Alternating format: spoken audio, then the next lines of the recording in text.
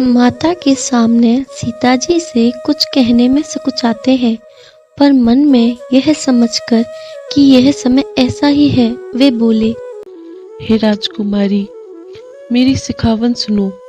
मन में कुछ दूसरी तरह न समझ लेना। जो अपना और मेरा भला चाहती हो तो मेरा वचन मानकर घर रहो। हे भामिनी, मेरी आज्ञा का पालन होगा। सास की सेवा बन पड़ेगी। घर रहने में सभी प्रकार से भलाई है। आदर पूर्वक सास ससुर के चरणों की पूजा करने से बढ़कर दूसरा कोई धर्म नहीं है। जब जब माता मुझे याद करेंगी और प्रेम से व्याकुल होने के कारण उनकी बुद्धि भोली हो जाएगी, हे सुंदरी, तब तब तुम कोमल वाणी से पुरानी कथाएं कह कह कर इन्हें समझाना। हे सुमुखी, मुझे सैकड़ों सौगंध है। मैं ये स्वभाव से ही कहता हूँ कि मेरा तुम्हें केवल माता के लिए ही घर पर रखता हूँ। गुरु और वेद के द्वारा सम्मत धर्म का फल तुम्हें बिना ही कलेश के मिल जाता है, किंतु हट के वश होकर गालव मुनि और राजा नहुष आदि सबने संकट ही सहे। हे सुमुखी, हे सयानी, सुनो, मैं भी पिता के वचन को सत्य करके शीघ्र ही लौटूंगा। दिन जाते देर नहीं लगेगी। हे सुंदरी, हमारी यह सीख सुनो। हे बामा, यदि प्रेम वश हट करोगी तो तुम परिणाम में दुख पाओगी। वन बड़ा कठिन और भयानक है। वहाँ की धूप, जाड़ा, वर्षा और हवा सभी बड़े भयानक हैं। रास्ते में कुश, कांटे और बहुत से कंकड़ हैं। उन पर बिना जूते के पैदल ही चलना होगा। तुम्हारे चरण कमल कोमल और सुंदर हैं और रास्ते में बड़े बड़े दुर्गम पर्वत हैं। पर्वतों की गुफाएं, खो, नदियां, नद और नाले ऐसे अगम्य और गहरे हैं कि उनकी ओर देखा तक नहीं जाता। रीछ, बाघ, भेड़िए, सिंह और हाथी ऐसे शब्द करते हैं कि उन्हें सुनकर धीरज भाग जाता है। जमीन पर सोना, पेड़ों की छाल के वस्त्र पहनना और कंद मूल फल का भोजन करना होगा। और वे भी क्या सदा सब दिन मिलेंगे? सब कुछ अपने अपने समय के अनुकूल ही मिल सकेगा। मनुष्यों को खाने वाले निशाचर फिरते रहते हैं। वे करोड़ों प्रकार के कपट रूप धारण कर लेते हैं। पहाड़ का पानी बहुत ही लगता है।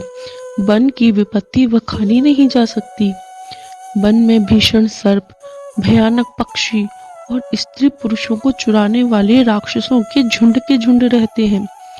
वन की याद आने मात्र से धीर पुरुष भी डर जाते हैं। फिर हे मृगलोचनी, तुम तो स्वभाव से ही डरपोक हो।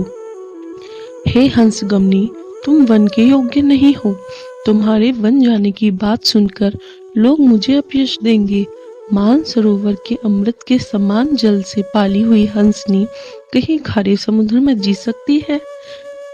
नवीन आम के वन में विहार करने वाली कोयल या करील के जंगल में शोभा पाती है?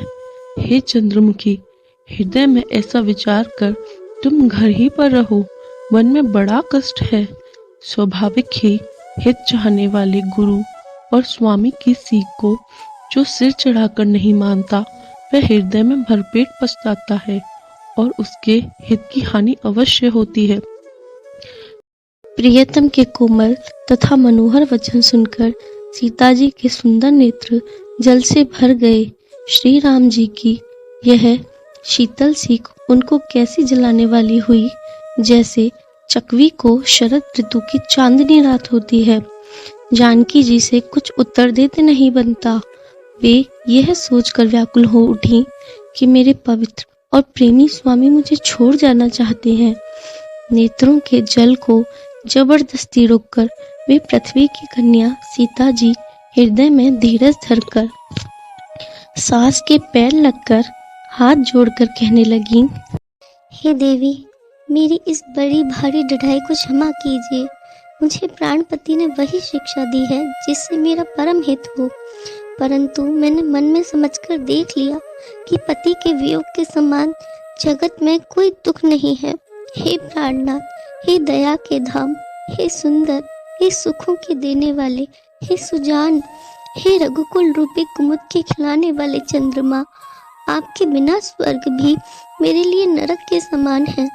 माता, पिता, बहन, प्यारा भाई, प्यारा परिवार, मित्रों का समुदाय, सास, ससुर, गुरु, स्वजन, सहायक और सुंदर, सुशील और सुख देने वाला पुत्र। हे नाथ, जहाँ तक स्नेह और नाते हैं, पति के बिना स्त्री को सभी सूर्य से भी बढ़कर तपाने वाले हैं।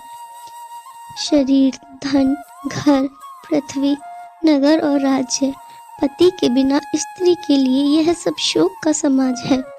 भोग रोग के समान है, गहने भार रूप है और संसार यम यातना के समान है। हे प्राणनाथ, आपके बिना जगत में मुझे कहीं कुछ भी सुखदायी नहीं है। जैसे बिना जीव के देह और बिना जल की नदी, वैसे ही हे नाथ, बिना पुरुष के स्त्री है। हे नाथ, आपके साथ रहकर आपका शरद के निर्मल चंद्रमा के समान मुख देखने से मुझे समस्त सुख प्राप्त होंगे। हे नाथ, आपके साथ पक्षी और पशु ही मेरे कुटुंबी होंगे, वन ही नगर और वृक्षों की छाल ही निर्मल वस्त्र होंगे और पर्णकुटी ही स्वर्ग के समान सुखों की मूल होगी। उदार हृदय के वन देवी और वन देवता ही सास ससुर के समान मेरी सार संभाल करेंगे और कुशा और पत्तों की सुंदर साथरी ही प्रभु के साथ कामदेव की मनोहर तोषक के समान होगी। कंद मूल और फल ही अमृत के समान आहार होंगे और पहाड़ ही अयोध्या के सैकड़ों राजमहलों के समान होंगे। क्षण क्षण में प्रभु के चरण कमलों को देख देख कर मैं ऐसी आनंदित रहूंगी जैसे दिन में चकवी रहती है। हे नाथ, आपने वन के बहुत से दुख और बहुत से भय, विषाद और संताप कहे, परंतु हे कृपा निधान, वे सब मिलकर भी प्रभु के वियोग के लवलेश के समान भी नहीं हो सकते। जय श्री राम।